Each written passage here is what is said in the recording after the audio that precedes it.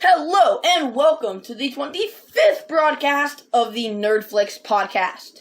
Today we have a very special episode. Why is it special? Well, because it is not our average thing. Today we will be talking about something totally different. Today we will be talking about the company Funko. We're talking about the figures, its history, and the stuff in my personal Funko Pop collection. So let's get started. 5, 4, 3, 2, 1. Excellent! Killing me, Smalls! I'm the doctor.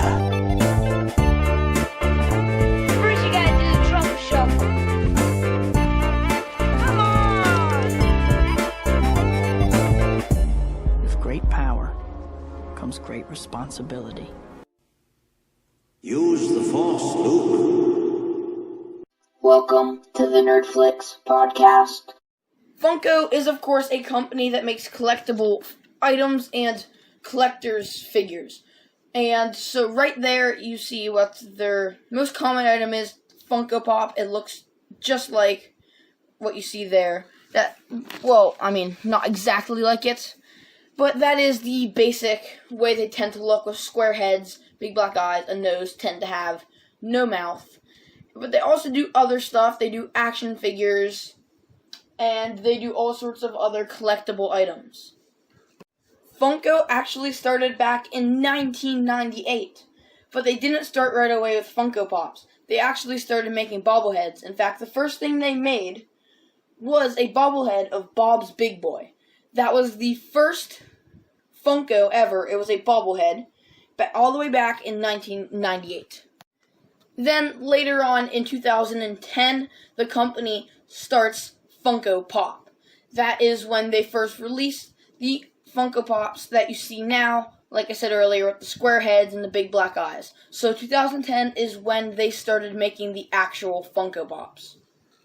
Some toy companies have even handed over licensing to Funko so that they can handle all of their collector's items for that toy line. For instance, Hasbro has given them rights to things like Transformers or Masters of the Universe, so Funko is 100% handling all of the collectible figures that go through things like Transformers and Masters of the Universe. Funko has a headquarters in Everett, Washington, and you can actually go visit them. They have a store there and huge life-sized Funko figures, so it is a really cool place. I'd love to go there and check it out. So if you're a Funko fan and you're heading to Washington, be sure to check out their headquarters in Everett, Washington.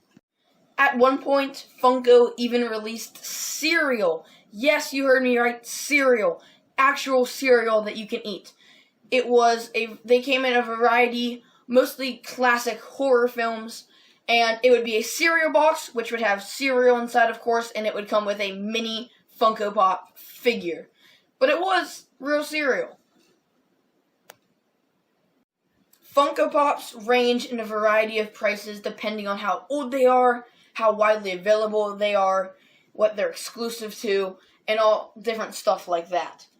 In case you don't know what I mean by exclusive to, some Funkos are exclusive to specific stores, such as like an Amazon exclusive or a Walmart exclusive, stuff like that. So, some of them have different values, and I did do some research to see what could be the oldest and most expensive, and it's not very straight up. It's very hard to find some of these things. So here's some of the stuff I found. I came across on the Funko app. By the way, Funko does have an app.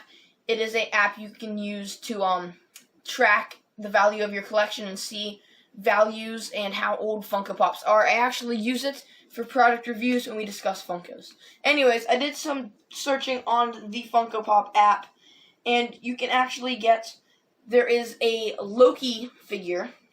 Now, this Pop figure was released in 2012 with the Avengers movie, and it was exclusive to, I believe, New York Comic Con. I think. It was exclusive to some Comic Con. But anyways, it is worth now around $2,370. So that is a lot, considering that the regular price for Funko when it was first released is around $10 depending on where you buy it from. But now it has racked itself up to $2,370. Also, I tried to find what was the oldest Funko. Like I said, Funko Pop started in 2010, and I couldn't find one that directly said, hey, this is the oldest one. But I came across this one released in 2010. Even its packaging isn't the regular Funko Pop box. It is this, I'm not sure how to describe it. You can look it up if you want to look further into it. But it is a blue Batman figure released in 2010, exclusive to San Diego Comic-Con, and it is worth $1,460. So it's not worth as much as Loki, but it definitely is older and is one of the first Funko Pops ever.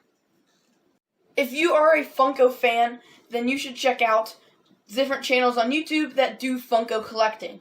There are tons and tons and tons of channels that do things like Funko collection reviews, pop hunts, and all sorts of stuff like that. One I do watch often is he's called Top Pops, and he does pop hunts and reviews, and he has this huge collection, and it's just a really cool channel. So if you're into Funko, I recommend you check that out. We'll be doing something different that isn't a product review today, since this entire episode is basically a product review. Today, I will be doing a segment on tips on how to start and maintain a Funko Pop collection. First thing is, when you get a Funko, keep the box. You don't have to keep them in box. I mean, depending on the value of the Funko. If it's like super, super valuable, like the Loki Pop I mentioned earlier, I would not take that out of the box. But I do keep my Funkos out of box because I feel that they are displayed better and you can't fully enjoy them when they're in the box. But always keep the box, because their value is actually sliced in half without the box. So keep the box. Display them well. People who keep them in box tend to stack on top of each other on like nice display shelves, but I keep mine out of box, and what I do is I have clear plastic bleachers for them to stand on. They were only I got 2 of them for like $20 on Amazon, so not even a bad deal. And it displays the Funkos perfectly. You can see them all, and it supports them, and you can hold them up, and it makes your display look really, really nice. If you don't have something like that yet, or you don't want to get something like that, something I also do is sit my Funkos on top of their boxes. Like I said, I take them out of box, but I still keep the boxes. So what I do is I'll line up the boxes just like bleachers or risers, and set the Funkos along them. So the boxes definitely can be helpful, even if you do take them out. If you keep your Funkos out of box, be sure to dust them a lot. They get very dusty. In fact, that's some of the reasons why a lot of big collectors don't keep them out of box, because it's too much of a hassle to dust. They will collect dust very fast. I try and dust mine at least every 2 weeks. But be sure to dust them off and keep them nice and tidy. The last time I had checked on who had the largest Funko Pop collection, it was a guy named Paul Scardino. And he has Funko Pops up in the thousands. And he has a video on YouTube where he does a walkthrough through his entire collection. It's really long, it's like 30-some minutes. But I watched it once, and it was very interesting. He even keeps all of his Funkos out of box, which must be insane, because all those Funkos, that's a lot of dusting. But it is cool that he does take them out of box. And he does have a seriously large amount of Funko Pops. So I thought this guy was the record holder for world's largest Funko Pops. But in preparation for this podcast, I looked it up again. And apparently, since last I checked, he has been passed up and someone else has taken the crown for world's largest Funko Pop collection. It is a guy named David Mavane. He owns around 7,095 Funko Pops. So that is the current world record. But now let's get started on my collection. I have a good bit of Funkos, some with box and some without box. I'll get to why some don't have box in a second. But it's nothing too big. I have about 34-ish. It's nothing too big, but it is a cool collection, I think, and I do love collecting them. And by the way, some of them don't have boxes because when I started, I wasn't a serious collector. And I would get them and throw out the boxes. And then not more recently, but within the last 2 years, I have been keeping the boxes because now it is a serious Funko Pop collection. We'll go through all of the Funko's value according to the Funko app from least to greatest. So we will start on least. And just so you know, the greatest isn't anything too crazy. It's not like I don't own Funkos worth thousands of dollars. But it is pretty interesting to know how much your Funkos are worth. So I do recommend if you have a large collection, or even if you don't have a large collection, get the app, it's free, and see how much your Funkos are worth. Anyway, so let's start. Starting with the one worth the least, this is Captain America as a snowman. This was a Funko Pop released in a holiday Marvel line in 2019, so these are all Christmas-themed Marvel characters, and I got Captain America as a snowman, or really a snowman as Captain America. And this one is worth around $7. Next is Joker from the 1989 Michael Keaton Batman movie. This one is a cool pop because it goes great with my Batman pop that we'll talk about in a little bit. But I think it's pretty cool, it looks pretty nice, and it's super detailed, and it's one of the few Funkos that has a mouth. And this one is around worth $8 and was released in 2020. The next Funko is Hermione Granger as a cat. I did talk about this one on the Harry Potter episode. It was released in 2018, and it is worth around $8. I do think it is a pretty cool pop, especially because it's so detailed, right down to the Slytherin robes, and of course it is pretty accurate to the book and to the film. Next is Mech Strike Black Panther.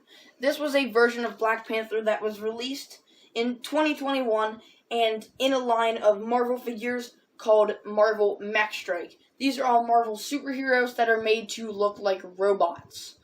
And this one is worth around $8, and I do think it looks super cool.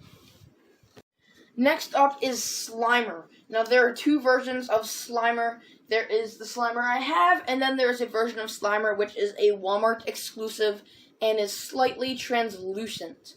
So I have the common Slimer. It was worth around $9 and was released in 2019. When I saw this Funko, I immediately had to get it. So I think it's so cool how it looks like he's floating, but the slime dripping down from him supports him, and I love how he has hot dogs in his mouth because that is taken directly from Ghostbusters.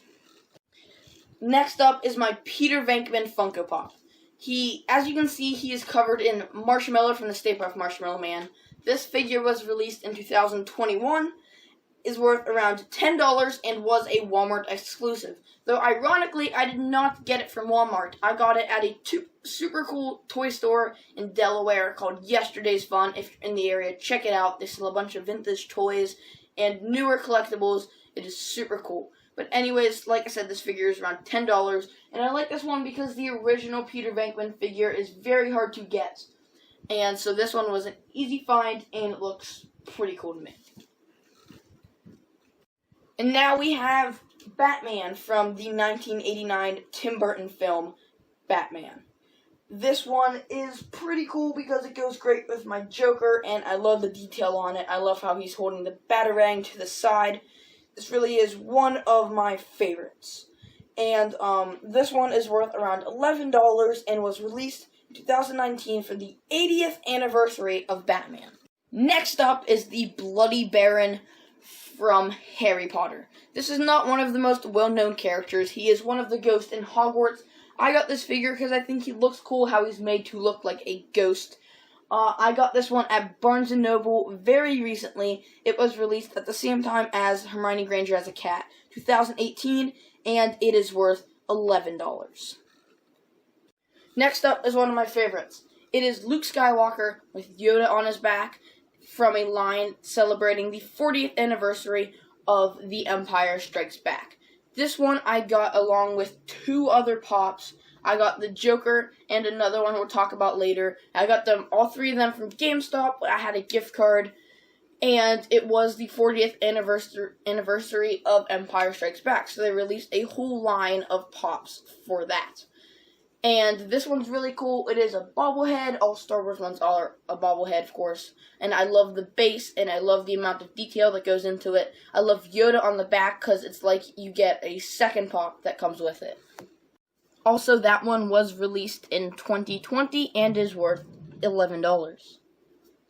Next up is Jack Skellington as Santa Claus. Now this one is the oldest Funko Pop I own, dating back all the way to 2013. And even though it is worth only $11, it is still the oldest one I own. And I do love this pop because not only is it Jack Skellington, it is him dressed as Santa, which is a very specific part in the movie, and I love when Funko gets that detailed and they go to specific parts in different films and TV instead of just going with the basic character. Now you can get the basic Jack, but that is worth more, and that was the one I was able to get, and I really do enjoy this pop.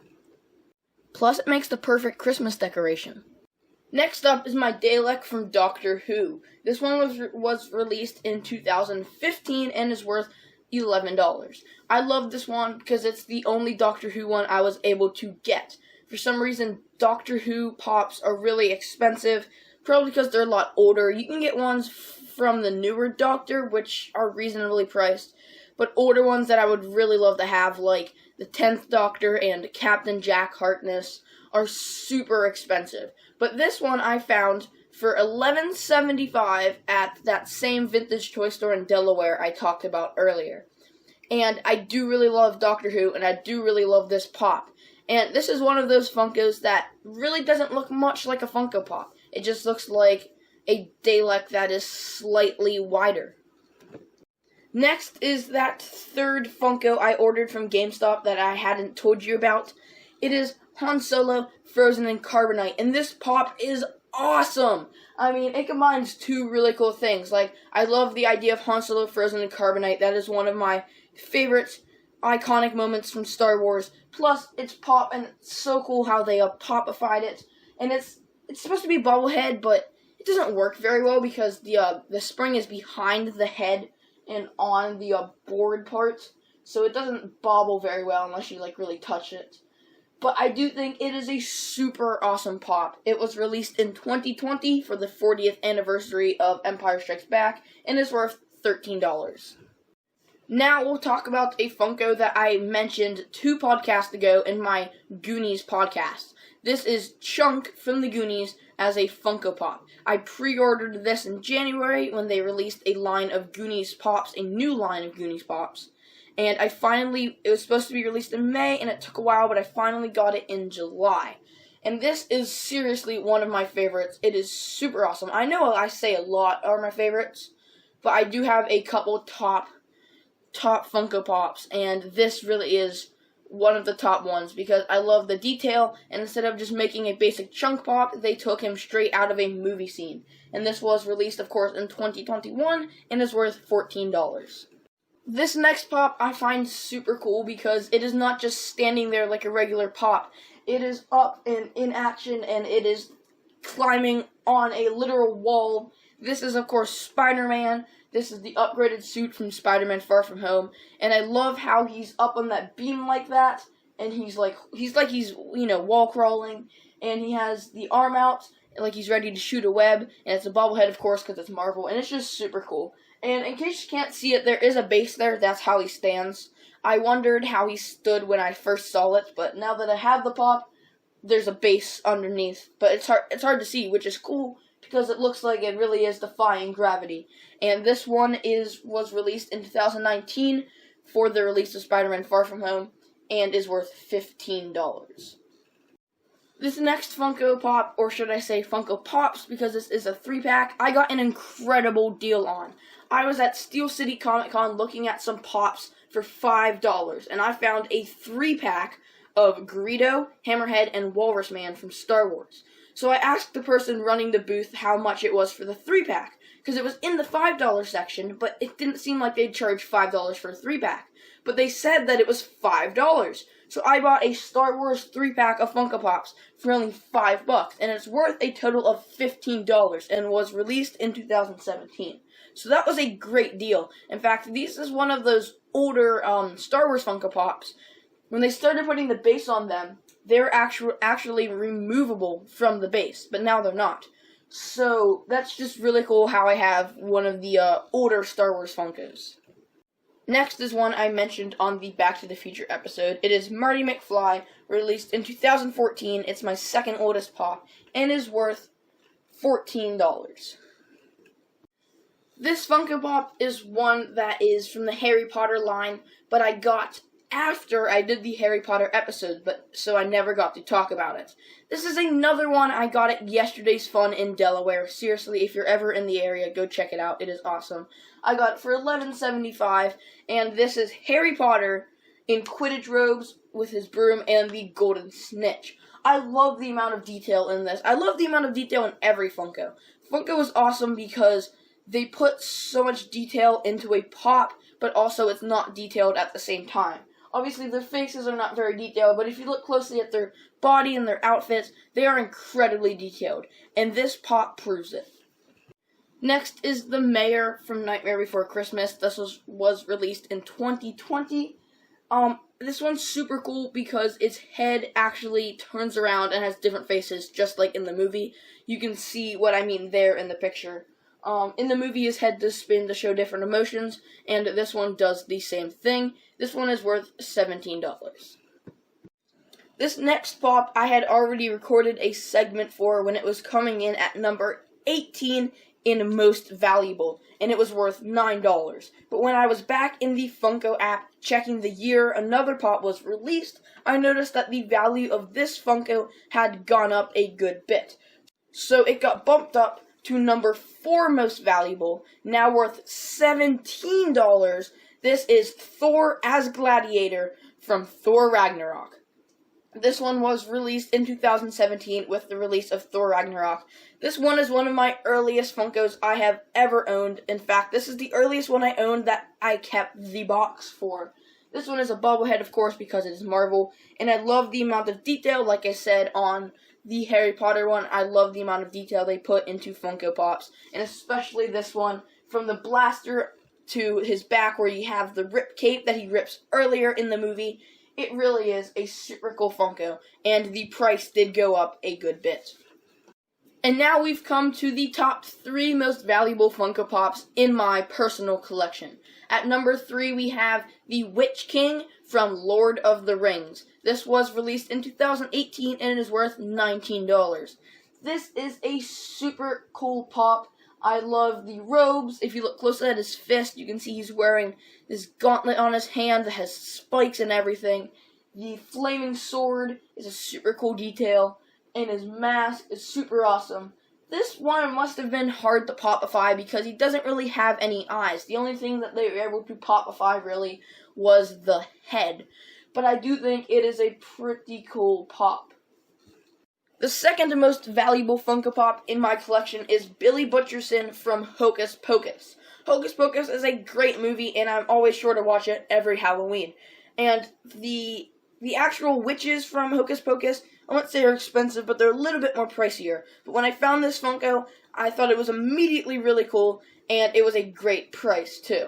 This is Billy Butcherson from Hocus Pocus. He is a zombie. I mean, unless you've seen the movie, there's really not much to say about him. He's a zombie, you'd get it if you'd seen the movie. But, this one is, like I've said for many other pops, really detailed, and it is a super cool one. It is a little tall because of the way his hair sticks up, and it is pretty nice, and he looks a little strange, because he's a zombie, and I have to say he's probably, actually he's not. I was going to say he was the only green Funko Pop I own, but actually Greedo, Wallace, Man, and Slimer are all green. So he's one of the green Funko Pops I own, and it is pretty cool how they made him look like a zombie and look like a pop. This one was released in 2020 and is worth $22. Also, this Billy Butcherson pop was a Spirit Halloween exclusive, but I bought it off Amazon. And the number 1 most valuable Funko Pop in my collection is, drumroll please,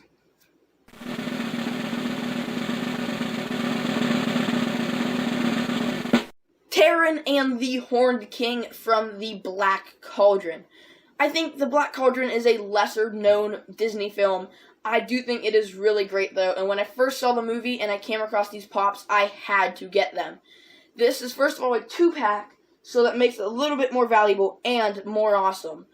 But it was a 2019 summer convention exclusive, and I found it on Amazon for only $14. So I bought it right away. And now the total value is $40. Nothing crazy, but it is still pretty cool how much it's actually worth compared to what I paid for it. And I do really like these Funkos because I do really like the movie The Black Cauldron. And I love the stance that Taran is in with his sword, and I love how menacing the Horned King looks with his hands out, and I love how they put the red dots in the center of his eyes so he doesn't look all cute like Funko Pops usually do. And overall, these are super cool. I love the fact that they're 2-pack, and I love that I got such a good deal on it, and that it is my #1 most valuable in my collection. And I'm just going to really quickly go through some of the ones I don't have boxes for. That would be Dumbledore, Harry Potter, the first one ever in my collection, Ron Weasley, Dobby, Newt Scamander, Crow from MST3K. Who else? Oh, Leia on Speeder Bike from Return of the Jedi, Doc Brown from Back to the Future, Gizmo, and Stripe, and that would be it. I know it sounds like a lot, but something has to happen with the Pops without a box, right?